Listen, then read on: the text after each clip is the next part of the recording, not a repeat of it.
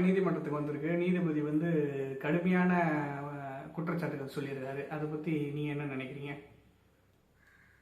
நான் என்ன நினைக்கிறேன்னா, குற்றச்சாட்டுகள் சொல்றதுக்கும் அவர்கிட்ட இருக்கிற மைனஸ் அவங்க சொல்றதுக்கு முன்னாடி மற்ற கட்சி தலைவர்களும் சரி, ஆளுங்கட்சியும் சரி, எவ்வளவோ பொதுக்கூட்டம் சரி, பரப்புரை, மாநாடு, எக்ஸெட்ரா எக்ஸெட்ரா இந்த மாதிரி எவ்வளவோ எல்லாருமே நடத்தியிருக்காங்க. இப்போ அந்த விஷயங்களுக்கு எல்லாமே இவங்க வந்து பொதுவான கருத்துக்கள் அதுக்கும் அவர் பேசியிருந்து இல்லை அதுக்கான கண்டனங்கள் தெரிவிச்சிருந்து இப்போ இதுக்கும் அவர் கண்டனம் தெரிவிச்சிருந்தாருன்னா தட்ஸ் ஓகே. அது எல்லாருக்குமே வந்து ஒரு ஒரு இதாக இருக்குது, ஈக்குவலான ஒரு பார்ஷியாலிட்டி பார்க்காம ஈக்குவலான ஒரு சொல்யூஷனாக இருக்குது, நம்ம எடுத்துக்கலாம். பட் இவர் இதுக்கு மட்டுமே அவர் இந்த ஒரு சைடில் இருக்கிற இந்த ஒரு கட்சியில் இருக்கிற இதுக்கு மட்டுமே அவர் இவ்வளோ நெருக்கடி கொடுக்கறது, இவ்வளோ கண்டனம் சொல்கிறதுன்றது வந்து இதை நான் வந்து இதை எனக்கு மனசுக்கு இது எனக்கு இந்த விஷயம் வந்து தப்பாக தான் தோணுது. நீதிபதி ஒரு விஷயத்த சொல்லியிருக்காரு, என்ன மாதிரியான கட்சி இது அப்படின்னு ரொம்ப கடுமையான ஒரு விஷயத்த சொல்லியிருக்காரு. அதை பற்றி உங்களோட கருத்து என்ன? ஆக்சுவலி இந்த கட்சியை பார்த்து என்ன விதமான கட்சினா, நிறைய இன்னைக்கு இந்தியா லெவலில் நிறைய கட்சி தலைவர்களே இந்த அளவுக்கு ஒரு க்ரௌடும் சரி, இந்த ஷார்ட் பீரியட்ல இந்த அளவுக்கு ஒரு கட்சியில இந்த அளவுக்கு தொண்டர்கள் சேர்ந்திருக்காங்க அப்படின்ற ஒரு விஷயம் எல்லாருமே ஒரு பாராட்டக்கூடிய ஒரு விஷயமாவும் ஆச்சரியப்படக்கூடிய விஷயமாவும் தான் இந்த கட்சி எனக்கு தோணுது. எனக்கு அப்படி இருக்குன்னு தோணுது எனக்கு. ஓகே, இப்போ நீதிபதி என்ன சொல்லியிருக்காருன்னா, நாங்கள் கிட்டத்தட்ட ஒரு 9 நிபந்தனைகள் கொடுத்து தான் இந்த கூட்டத்தெல்லாம் கூட்டணும்னு சொல்லி அனுமதிச்சிருக்கோம் அப்படின்னு சொல்லியிருக்காங்க. ஆனால் இந்த கரூர் விஷயத்தில் மட்டும் வெறும் 2 நிபந்தனைகள் மட்டும்தான் தாவே கட்சி வந்து ஃபாலோ பண்ணியிருக்கு. மீதி 7 நிபந்தனைகளையும் அவங்க ஃபாலோவே பண்ணலை அப்படின்னு சொல்கிறாங்க. அது உண்மையா? எனக்கு தெரிஞ்சு ஏதாவது கட்சி சைட்ல இருந்தும் சரி, கட்சி நிர்வாகிகளும் சரி, கட்சி தலைவரும் சரி, ஆல்மோஸ்ட் அந்த கரூர் சம்பந்தப்பட்ட டிஸ்ட்ரிக்ட் சம்பந்தப்பட்ட நிர்வாகிகள் எல்லாருமே ஒரு விஷயமா எல்லாமே பார்த்து பெர்ஃபெக்டா அவங்க தரப்புல இருந்து நான் சொல்லிட்டு இருக்கேன். அதற்கு ஆப்போசிட்டா நடந்த விஷயங்கள் எவ்வளவு நடந்துச்சு, அது எப்படி நடந்துச்சு, அது ஏன் நடந்துச்சு, யாரால நடந்துச்சுன்ற விஷயம் அது ஆல்மோஸ்ட் எல்லாருக்குமே தெரியும். அது மற்றபடி கட்சி சைட்ல எங்க தரப்புல இருந்து எப்படி சொல்றது, நாங்க எல்லாமே ஒன்னொன்னா கட்சி தலைவர்ல இருந்து கட்சி நிர்வாகிகள் இருந்து அதுவும் பர்டிகுலரா கரூர் டிஸ்ட்ரிக்ட் நிர்வாகிகள் வந்து எல்லாமே எனக்கு தெரிஞ்சு அவரு ப்ரொசீஜர் ஃபாலோ பண்ணி தான் கரெக்டா பண்ணியிருக்காருன்னு தான் நான் சொல்றேன். பட் நீங்க அப்படி சொல்றீங்க, பட் கோர்ட் அந்த மாதிரி சொல்லலையே. நீங்க வந்து இந்த 7 நிபந்தனைகள் நீங்க வந்து ஃபாலோவே பண்ணல, அது எங்களுக்கு வந்து ரொம்ப ஷாக்கிங்கா இருக்கு. மாவட்ட நிர்வாகம் என்ன பண்ணுது, அரசாங்கம் என்ன பண்ணுது அப்படின்னு சொல்லி அரசாங்கத்தை ரொம்ப கடுமையா திட்டிருக்காரு அந்த நீதிபதி. ஸோ ஒரு வழக்கை வந்து விசாரணை பண்ணும்போது இந்த மாதிரி விஷயங்கள்லாம் பார்ப்பது உண்டு. இது நீங்க இருக்குன்னு நாங்க எல்லாமே ஃபாலோ பண்ணியிருக்கேன்னு நீங்க சொல்றீங்க, பட் அங்க வந்து இல்லைன்னு அவங்க சொல்றாங்க. அதுக்கு என்ன தோணும்? கள்ளச்சாராயம் ஆக்சுவலி மது விற்கிறதே வந்து தமிழ்நாட்டு அரசாங்கம் தான் விற்கிறது ஃபர்ஸ்ட் தப்பு. அதை விற்கிறதும் பெரிய தப்பு பண்ணிட்டு அதால குடிச்சு பல பேர் இறந்துருக்காங்க. இது எவ்வளோ பெரிய தப்புக்கு மேல தப்பு. இது எனக்கு தெரிஞ்சு இது கொலைகள் சமமான ஒரு விஷயம் தான். இவ்வளோ பெரிய விஷயத்துக்கு ஏன் தமிழ்நாட்டு கவர்மெண்ட் மேல அவங்க ஏன் பெரிய அளவுல நடவடிக்கை எடுத்துக்கணும்? அதுக்கு ஏன் அவங்க அப்பெல்லாம் ஒரு பெரிய அளவு நடவடிக்கை எடுக்காம, இது வந்து எதுவுமே எப்படி சொல்றதுன்னா யாருமே எதிர்பார்க்காம தற்செயலாக நடந்த விஷயம் தான். அப்படின்னாலும் எனக்கு என்ன டவுட்னா, 20 லட்சம் பேர் நான் நேரில் போன அந்த 20 லட்சம் பேர் மதுரை மாநாட்டுக்கு வந்திருந்தாங்க. 20 லட்சம் பேர் இருந்த மாநாட்டிலே அந்த கூட்ட நெரிசல்ல ஒரு உயிர் சேதம் கூட ஆகல. அதுக்கப்புறம் விக்கிரவாண்டி மாநாடு நினைச்சு அதுலயும் கிட்டத்தட்ட 15 லட்சம் பேர் வந்திருப்பாங்க. அங்கேயும் அந்த ஒரு உயிருக்கு அந்த கூட்ட நெரிசல் எந்த அசம்பாவிதமும் நடக்கல. அதை தாண்டி திருச்சி, அரியலூர், நாகை இந்த மாதிரி நிறைய பிளேசஸ்ல 5-6 பிளேசஸ்ல பரப்புரையும் நடந்துச்சு. அங்க எதுவுமே ஒண்ணு கூட அந்த இடத்துல ஒரு உயிர் கூட சேதாரம் ஆகாதப்போ இந்த இடத்துல கரூர்ல நடந்த அந்த இதில் பரப்புரையில வந்து ஒரு உயிர் 2 உயிர் யதார்த்தமா அது போயிருந்தா கூட மேபி அது எப்படி சொல்றதுன்னா அது ஒரு இன்சிடென்ட்டா தெரியாம யதார்த்தமா அன்பார்ச்சுனேட்டா நடந்திருக்குன்னு நம்ம ஒரு விஷயத்த பதிவு பண்ணலாம். ஆனா இந்த இடத்துல கிட்டத்தட்ட 41 பேர் இறந்திருக்காங்க அப்படின்ற ஒரு விஷயம் தான் நம்ம இங்க இம்பார்ட்டண்டா பார்க்கக்கூடிய ஒரு விஷயமா எனக்கு தோணுது. இதுல அவங்க என்ன பண்ணாங்க, இவங்க என்ன பண்ணாங்க, அவங்க மத்தவங்க அரசாங்கம் என்ன பண்ணுச்சு அப்படின்ற விஷயத்த தாண்டி இந்த 40 உயிருமே அந்த கூட்ட நெரிசல்ல 41 உயிர் போயிடுச்சா அப்படின்றத எனக்கு தெரிஞ்சு அதை ஆராய்ஞ்சாலே எனக்கு ஒரு சில நிறைய உண்மைகள் வெளியில வரும் அப்படின்னு எனக்கு தோணுது. இப்போ தாவேக்கா வந்து 20 லட்சம் உங்கள் கட்சி சார்பாக அனௌன்ஸ் பண்ணியிருக்கீங்க. அந்த 20 லட்சம் நேற்று வந்து பார்த்தீங்கன்னா விஜய் அவர்கள் வந்து நேராக போய் பார்த்து கொடுக்க போகிறேன் அப்படின்னு சொல்லி சொன்னார். அதுக்கப்புறம் இல்லைன்னா இப்போ இன்னைக்கு என்ன வந்திருக்குன்னா நான் வீடியோ கால்லே பேசி நான் அக்கௌண்ட்டில் போட்டுறேன் அப்படின்னு சொல்லியிருக்காரு. ஏன் அவரால் வந்து கரூர் சம்பவ இடத்துக்கு அவரால் போக முடியலையா, இல்லை யாருன்னா தடுக்கிறாங்களா, இல்லை என்ன பிரச்சனை அங்கே? இல்லை அதில் நிறைய இஷ்யூஸ் இருக்குது. என்னன்னா அன்னைக்கு ஜென்ரலாக ஒரு பொதுப்படியாக பொது இடத்துல நடக்கிற ஒரு தாவிக்கோடைய கட்சி பரப்புரையிலேயே அவர் பேசிட்டு இருக்காரு அந்த கேரவன் மேலே. அதுக்கு மேலே பேசிட்டு இருக்கிற கூட்டத்தில் எப்படி சொல்றது, செருப்பு எடுத்து போகிறாங்க, கல் எடுத்து போடுறாங்க, கெட்ட வார்த்தையில் அசிங்கமாக ஒரு ஒஸ்ட்டாக பிஹேவ் பண்ணி அவ்வளோ பேசியிருக்காங்க, ரொம்ப கேவலமாக பேசியிருக்காங்க. அவர் எப்படி சொல்றதுன்னா அந்த கூட்டத்திலையும் பொதுமக்களையும் அந்த இடத்துல பாதிப்பு ஏற்படுத்தியிருக்காங்க நிறைய பேர். இதுல அவர் மேலேயுமே நிறைய விஷயம் அவர் பண்றதுக்கு நிறைய பேர் அன்னைக்கு வெயிட் பண்ணிட்டு இருந்தது. எனக்கு தெரிஞ்சு அவர் மேலே செருப்பு எடுத்து போட்டிருக்காங்க, கல் எடுத்து போட்டிருக்காங்க அப்படின்னா அவரையும் ஏதோ பண்றதுக்கான ஒரு விஷயம் அங்க அவருக்கு ஆபத்து ஏற்படக்கூடிய ஒரு விஷயங்கள்லாம் அங்க நடந்துச்சு. அவரை சேஃப் அண்ட் செக்யூர்டா கூப்பிட்டு ப்ரொடெக்ட் பண்ணி அன்னைக்கு அந்த ஒரு பதட்டத்துல அவங்க கூப்பிட்டு வந்திருக்காங்க. அப்ப அந்த பதட்டத்துல என்ன அவர் இவ்வளவு பெரிய விஷயம் நடந்துருச்சு நம்ம கட்சியில, இன்னொன்னு அந்த இடத்துல என்ன பண்றதுன்னு தெரியுது. ஏன்னா அடுத்தது இப்ப அவரை செக்யூர் பண்ணணுன்ற ஒரு விஷயம், முக்கியமான விஷயம். இப்ப அந்த பொது இடத்துலயே அவருக்கு அவ்வளவு பெரிய ஆபத்து இருக்கு, பிரச்சனை இருக்கு அப்படின்ற ஒரு பட்சத்துல இன்னைக்கு அவர் வந்து இப்ப தனியா இந்த விஷயத்துக்கு அவர் கரூர் போகும்போது கண்டிப்பா பயங்கரமா பிளான் பண்ணி அவருக்கு அகேன்ஸ்டா நிறைய விஷயங்களை செட் பண்ணி அவரை வந்து தப்பா ப்ரொடெக்ட் பண்றதுக்கு, இல்ல அவரோட எப்படி சொல்றது, அவரோட உயிருக்கே ஆபத்தாகிற ஒரு அளவு கூட எனக்கு தெரிஞ்சு அந்த ஒரு இதுல அந்த அளவுக்கு அங்க எதிர்ப்பு இருக்கு. அதுக்கு அவர் கண்டிப்பா சேஃப் அண்ட் செக்யூரியா இருக்கிறது நல்லதுன்னு நாங்க நினைக்கிறோம்.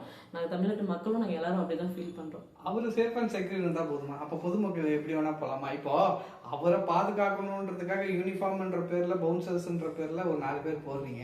அப்போ நீங்க வாலண்டியர்ஸா ஒரு ஒரு ஒரு உங்க தொண்டர்கள்லயே ஒரு 100 பேர் இந்த மக்களை செக்ரிகேட் பண்ணி ஒரு பாதுகாப்பு வலயத்துல கொண்டு வரதுக்கு ஏன் உங்களால முடியல? விஜயை மட்டும் காப்பாற்றணும்னு நீங்க நினைக்கிறீங்களே, அப்ப பொதுமக்களை மட்டும் ஏன் காப்பாற்றணும்னு உங்களுக்கு தோணல? பொதுமக்களை நான் காப்பாற்ற கூடாது, ஃபர்ஸ்ட் பொதுமக்கள் தான். அதுக்கப்புறம் தான் நான் விஜய் தளபதி சொல்றேன். ஃபர்ஸ்ட் பொதுமக்கள் தான் முக்கியம், அதுக்கப்புறம் தான் நான் தளபதி நான் சொல்றேன். ஏன்னா அவ்வளவு பெரிய கூட்டத்துல அவ்வளவு பேர், அத்தனை பேர் கட்சி தொண்டர்கள், அத்தனை பேர் தளபதியோட ரசிகர்கள், தொண்டர்கள், விசுவாசிகள் அத்தனை பேர் இருந்தாலும் அந்த கூட்டத்துக்கு நடுவுல சில எப்படி சொல்றதுன்னா சில ரவுடி கும்பல் வந்து அதுக்குள்ள வந்து பல சில்லறை வேலை அன்னைக்கு பண்ணியிருக்காங்க. ஸோ நம்ம எவ்வளவுதான் சேஃப் அண்ட் செக்யூர்டா அத்தனை பேர் இப்ப அங்க இருக்கிற அத்தனை பேருமே மோஸ்ட் ஆஃப் ஆல் 99% வந்து விஜய் அண்ணாவோட கட்சி தொண்டர்கள், அவரோட ரசிகர்கள் தான். ஆனா அப்படி இருக்கக்கூடிய ஒரு கிரௌட்லயே அந்த சில்லறைங்க சில பேர் சேர்ந்து கத்தியில ஏதோ கத்தி இது பண்ணிருக்காங்க, அதுக்கப்புறம் கல் எடுத்து போட்டிருக்காங்க, செருப்பு போட்டிருக்காங்க, அப்புறம் குழி வெட்டி விட்டுருக்காங்க, அதுல தள்ளி விட்டுருக்காங்க, நிறைய பேர் புஷ் பண்ணிருக்காங்க. இப்ப அது யாருமே பப்ளிக்கே வந்து எல்லாருமே அந்த கரூர் டிஸ்ட்ரிக்ட் சம்பந்தப்பட்ட அந்த கிரௌடுக்கு வந்த பொதுமக்களே எல்லாருமே என்ன பேசியிருக்காங்கன்னா, இது வந்து யதார்த்தமா நடந்த இது, யாருமே மீடியா யாருமே சொல்றதுன்றதை விட அங்க இருந்து நேரடியா அந்த கிரௌட்ல இருந்து பாதிக்கப்பட்ட பப்ளிக் தான் நிறைய பேர் என்ன பதிவு பண்ணிருக்காங்கன்னா, இது வந்து யதார்த்தமா நடந்த விஷயம் மாதிரி எனக்கு தெரியல. நிறைய விஷயம் ஒவ்வொரு விஷயம் மேட்ச் பண்ணி எல்லாத்தையும் பார்க்கும்போது இது வந்து பக்கா பிளான் பண்ணி செட் பண்ண ஒரு விஷயங்கள் தான் அந்த இடத்துல கோளாறு நடந்திருக்கு. இது வந்து ஏன்னா எத்தனையோ பரப்புரை போயிருக்கு, எத்தனையோ கூட்டம், இதை விட பயங்கரமான கூட்டம் எல்லாம் சேர்ந்து இருக்கிறப்போ இந்த மாதிரி எந்த ஒரு அசம்பாதமும் எங்கேயும் நடக்கல. பர்டிகுலரா அந்த கரூர் டிஸ்ட்ரிக்ட்ல மட்டும் இப்படி ஒரு இன்சிடென்ட் நடந்திருக்கிறது வந்து அது எல்லாருமே ஒரு மிகப்பெரிய அளவுல யோசிக்கிற ஒரு விஷயம். ஃபர்ஸ்ட் மக்கள் தான் முக்கியம், அதுக்கப்புறம் தான் அவரு. நான் அவர் மட்டும் முக்கியம்னு சொல்லல, பொதுமக்கள் ஃபர்ஸ்ட் முக்கியம், அவங்களும் முக்கியம். அவர் பொதுமக்கள் அவர் என்ன அவர் தரப்புல இருந்து சொல்றாரு, எல்லாருமே சேஃபா இருங்க, ஹெல்த்தியா இருங்க, பிளஸ் இங்க ஏறாதீங்க, அங்க ஏறாதீங்க, எல்லாரும் நீங்க ஃபர்ஸ்ட் இது சேஃபா இருங்க அப்படின்னு அவர் சொல்றாரு. அதையும் தாண்டி அவர் முக்கியமான விஷயம், ஒரே விஷயத்தை நான் திரும்ப அகைன் நான் பதிவு பண்றேன். அவர் கர்ப்பிணிகள், அவர் குழந்தைகள், முதியவர்கள், மாற்றுத்திறனாளிகள் 4 கேட்டகரிஸும் வராதிங்க கிரௌடுக்கு. நீங்க லைவா என்ன பாருங்க, நீங்க கஷ்டப்படாதீங்க. மத்தவங்க அந்த 4 கேட்டகரிஸும் அவங்களால ரொம்ப கஷ்டப்பட்டு வரணும், அதனால நீங்க அங்க வராதீங்க அப்படின்னு அவர் முடிஞ்சாலும் பொதுமக்களை சேவை பண்றதுக்கு தான் அவர் ஒரு கட்சி தலைவரா அவர் சொல்றாரு. இதை விட ஒரு மனுஷன் ஒருத்தவங்களுக்கு எப்படி நல்லது மக்களை வந்து நினைச்சு அவர் எப்படி சொல்ல முடியும்? இதை விட வேற யார் பெருசா சொல்ல முடியும் அவங்களுக்காக? அவர் அவ்வளவு சொல்லியும் உங்க கட்சி தொண்டர்களோ உங்க ரசிகர்களோ ஒபே பண்ணலன்னா அப்ப இது என்ன மாதிரியான கூட்டம்? அப்போ நீதிபதி வைக்கிற கேள்வி கரெக்டா தானே இருக்கு. ஒரு கட்சி தலைவர், ஒரு கட்சியை வழி நடத்துற ஒரு ஆளு, அவர் சொல்ற ஆர்டரை வந்து ஒபே பண்ணாம அவங்க இஷ்டத்துக்கு பண்ணா அப்ப எதுக்கு அவர் அவர் அதை சொல்லணும், அவர் எதுக்கு அவர் கட்சி நடத்தணும், அப்படிதான் அந்த கேள்வி எழுப்ப. ஆக்சுவலி இப்ப நம்ம ஒரு லாரி ரெடி பண்ணி ஒரு கட்சி கூட்டம் நடத்துறாங்க, ஒரு மாநாடு நடத்துறாங்கன்னா நம்மளுக்கு அவங்களுக்கு ஒரு அமௌண்ட் கொடுத்து, பர்டிகுலர் அமௌண்ட் கொடுத்து ஒரு சாப்பாடு போட்டு நாங்க இதெல்லாம் அன்பளிப்பா கொடுக்குறோம், பைசா கொடுக்குறோம் அப்படின்னு அவங்களுக்கு ஒரு அமௌண்ட் பேசி வச்சுட்டு கூட்டிட்டு வரவங்க என்ன பண்ணுவாங்கன்னா, அவங்க அட்டென்ஷன் ஸ்டாண்டர்டிஸ் அப்படின்னு ஒரு விஷயம் சொல்லும்போது அவங்க உட்காருவாங்க, நீ எழுனா எழுவாங்க, உட்காரணும் உட்காருவாங்க, நீ நடனா நடப்பாங்க. இது வந்து ஆர்டிபிஷியல், இது வந்து ஒரு செட்டிங் பண்றது. இப்ப இது வந்து எப்படி சொல்றது, நேச்சுரலா கட்டுக்கடங்காத ஒரு கூட்டம். அவரை வந்து சின்ன குழந்தைங்களுக்கு வெறும் 10 மாசம், ஒரு வருஷம், ஒரு வயசு கூட கம்ப்ளீட் ஆயிருக்காது, அந்த குழந்தை கூட அவரோட போட்டோ பார்க்கும்போது, அவரோட சாங்ஸ் வரும்போது, அவரோட கட்சி பாட்டு வரும்போது அவ்வளவு ஒரு உற்சாகமா ஆடுறாங்க, அவ்வளவு ஒரு சந்தோஷப்படுறாங்க. அவரை தன்னுடைய, அதாவது அவர் ஒரு ஆக்டர்ன்ற தாண்டி, அவர் ஒரு பிளாக் பஸ்டர் ஹீரோன்றதை தாண்டி, அவர் வந்து எப்படி சொல்றது, அவ்வளவு விஷயத்துல அவர் நல்லா டான்ஸ் பண்ணி, எவ்வளவு அவருக்கு நிறைய அவர்கிட்ட ஸ்பெஷல் இது இருக்கு அவர்கிட்ட. ஆனா அதையும் தாண்டி அவரை லவ் பண்றாங்கன்னா, அவர் ஜஸ்ட் பிடிக்கும்ன்றதை தாண்டி நிறைய பேர் இந்த தமிழ்நாட்டுல எனக்கு தெரிஞ்சு 90% ஆஃப் ஃபேமிலிஸ்ல வந்து தன்னுடைய ஃபேமிலியில ஒரு மெம்பரா நினைக்கிறாங்க. அவர் பிடிக்கும்ன்றது செகண்ட் திங்.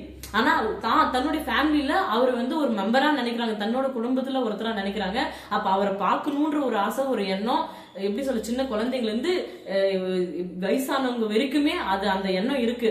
ஆனா அது அவரும் அது வேணான்னு தான் சொல்றாரு. பட் அதை மீறி பொதுமக்களும் தப்பு பண்ணிருக்காங்க, குழந்தைங்களை கூட்டு வந்துருக்க கூடாதுதான், அது ரொம்ப தப்பான விஷயம் தான். ஆனாலும் அதை தாண்டி அவங்களுக்கு அவர் மேல இருக்கிற அந்த பாசம் அவங்களை அந்த இடத்துல கூட்ட வச்சுச்சு. இது வந்து அவருமே மோஸ்ட்லி அவாய்ட் பண்ணணும்னு தான் சொல்றாங்க. இது வந்து மக்கள் மேல இருக்கிற ஒரு கொஞ்சம் தப்பு தான், கூட்டு வந்துடக்கூடாது. நீங்களே சொல்லிருக்கீங்க இப்ப வந்து கத்தியெல்லாம் வச்சு ஆளுங்களுக்கு கிழிச்சாங்க அப்படின்னு. பட் அந்த மாதிரி அடிபட்டு ஒரு ஆளும் வந்து மருத்துவமனையில வந்து பார்க்க முடியல, யாரும் வந்து என்னை கிழிச்சிட்டாங்க, என்ன கத்தியால கீறிட்டாங்க அப்படின்னு எந்த ஒரு ஆளும் வந்து சொல்லவே இல்லையே. நீங்க மட்டும் தான் அதை சொல்லிக்கிட்டே இருக்கீங்க. அது எப்படி நீங்க அதை சொல்றீங்க? நான் எல்லா வீடியோவையும் ஃபுல்லா நான் பார்த்துட்டு தான், நிறைய பேர் வந்து கத்தி வச்சிருந்தாங்க. ஒரு வயசான தாத்தா வந்து, அவருக்கு இருக்கும் மேபி ஒரு 70-75 வயசு இருக்கும், அந்த தாத்தா ஒருத்தர் பேசினாரு. அவர் பேசுனதை வச்சு பார்க்கும்போது அது ஒரு பொய்யா. இப்ப நம்ம வந்து ஒருத்தர் கண்ணு பார்த்து நம்ம கண்டுபிடிக்க முடியும் அவர் சொல்றது உண்மையா இல்ல சும்மா ஒரு ரீல் விடுறாரா இல்ல பொய் சொல்றாரா அப்படின்னும் போது நிறைய பேர் சொன்னாங்க. அதுல எப்படி ஒரு முக்கியமா ஒரு தாத்தா வந்து பெருசா தப்பு நடந்திருக்கு, கத்தி எல்லாம் இது பண்ணிட்டு இருந்தாங்க, கையில வச்சுட்டு இருந்தாங்க அப்படின்ற ஒரு விஷயத்த அவர் நான் வீடியோங்களை பார்த்துதான் சொல்றேன். அது ஆல்மோஸ்ட் அது எனக்கு சொல்றது அவங்க யதார்த்தமா சொல்றதை வச்சு அது எனக்கு தெரிஞ்சு பொய்ன்ற மாதிரி தோணல, உண்மை அப்படின்ற மாதிரி எனக்கு தோணும். அந்த செருப்பு தூக்கி எரிஞ்சார்ல, அது உங்களோட தாவேக்கா தொண்டர் தானே அது? அதாவது நான் கொஞ்சம் இறங்கி பேசினா நான் நிறைய பேசுறேன், இருக்கு அது பேச முடியாது, பேசினா நல்லா இருக்காது. பேசுங்க, நீங்க தைரியமா பேசுங்க, நீங்க தான் தைரியமான ஆளாச்சு, உங்களோட கட்சி தான் தைரியமான கட்சியாச்சு. விஜய் மேல உயிரா இருக்கவங்க, விஜய் மேல பற்றா இருக்கிறவங்க, விஜய் ரொம்ப பிடிக்கிறவங்க தான் அன்னைக்கு எவ்வளவு வெயில் என்ன பசி எதுவுமே பார்க்காம அவரை பார்த்தா மட்டும் போதுன்னு மணிக்கணக்கில் அங்க வந்து கிரௌட்ல நின்றுட்டு இருக்காங்க, அவ்வளவு கிரிட்டிக்கல் சுச்சுவேஷன்லயும். அப்படிப்பட்டவங்க உயிரே விடுறவங்க, விஜயனா தளபதினா உயிரை விடுறவங்க, எப்படி சொல்றதுன்னா நம்ம வயிற்றுக்கு அப்படின்னா அவங்க எப்படி அவங்க மேல செருப்படுத்தி வீசுவாங்க? அந்த கட்சி சம்பந்தப்பட்டவங்களோ, அந்த கட்சி தொண்டர்களோ, அந்த கட்சியோட அந்த விஜய் அண்ணாவோட ரசிகர்களோ இருந்தா எப்படி அவங்க செருப்படுத்தி எப்படி அவர் மேல வீசணும்? சாதாரண நம்ம ரோட்ல போற ஒருத்த மேல நம்மளுக்கு செருப்படுத்தி வீசுறதுக்கு நம்மளுக்கு தைரியம் இருக்காது. சாதாரணமா இப்ப நம்ம ரோட்ல நடந்து போயிட்டு இருக்கோம், இப்ப ஒருத்த மேல நம்ம எடுத்து அவங்க வந்து பிச்சைக்காரனா கூட இருக்கட்டும், அவங்க எப்படி சொல்றதுன்னா அவங்க ஒண்ணுமே இல்ல, பேக்ரவுண்ட் இல்லாதவங்களா கூட இருக்கட்டும், அவங்க மேல செருப்படுத்தி வீசினா அவங்க சும்மா விடுவாங்களா? அப்ப அவங்களே சும்மா ரோட்ல வந்து எந்த ஒரு இதுவும் இல்லாம சும்மா எதுவுமே இல்லாத நடந்து போவங்க மேல செருப்படுத்தி வீசினாலே சும்மா இருக்க மாட்டான். நீ எப்படி என் மேல செருப்படுத்தி வீசலான்னு அவன் சண்டைக்கு வருவான், கேள்வி கேட்பான், 1000 கேள்வி கேட்பான். அப்படி இருக்கும்போது இவங்க சம்பந்தப்பட்டவங்க எப்படி அவர் மேல எப்படி செருப்படுத்தி வீசுவாங்க? அவர் கட்சி சம்பந்தப்பட்டவங்களோ இல்ல அவர் பிடிச்சவங்களோ அந்த கூட்டத்துல அவ்வளவு நேரம் உயிர் கொடுத்து நின்றுட்டு இருக்காங்க, அவங்க எப்படி அவர் மேல செருப்படுத்தி வீசுவாங்க? அவருக்கு சம்பந்தப்பட்டவங்க. இது எந்த விதத்துல லாஜிக்கா இருக்கு?